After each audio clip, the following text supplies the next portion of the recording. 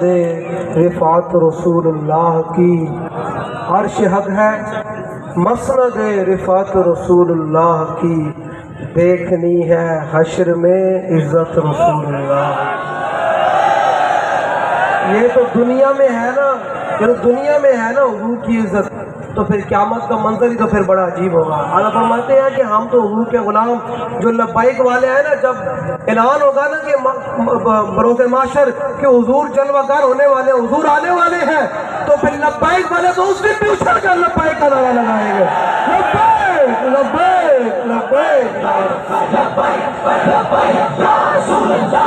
ایک منٹ بھائی، ایک منٹ، یہ جو اوپر سے لے کر نیچے تک یہاں لبیک کا نعرہ روکتے ہیں نا، ان کے لیے میرا پیغام ہے کہ ہم نے تو حشر والے دن بھی، اس دن حشر کا میدان بھی گونجے گا لبیک کے نعروں سے، لبیک لبیک لبیک یار۔ ایک منٹ بھائی، ایک منٹ، تسی کی اتقیا کی کس وقت آئے بیٹھے ہو جو تھی حضور کا نعرہ نہیں لانا تھے؟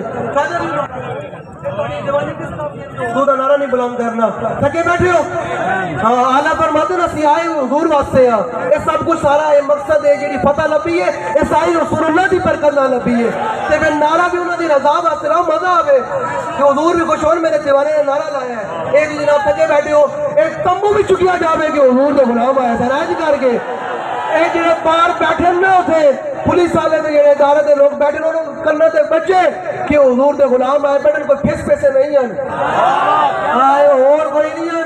یہ تے گردن دے کے بھی کہنے لبیک یا رسول اللہ۔ اس واسطے جب لا کے نعرہ لاؤ، ایک تاریخ سرائے عالمگیر کی تاریخ کا نعرہ ایک تاریخی نعرہ بن جاوے لبیک دا، کہ جنہوں نے پیڑ ہو گئے انہوں واسطے بھی نعرہ بن جاوے، بڑا سینے دا زور لا کے لبیک کا نعرہ لانا، جتنی بڑی فتح اتنا بڑا نعرہ سینے دا زور لا کے لانا ہے، لبیک لبیک۔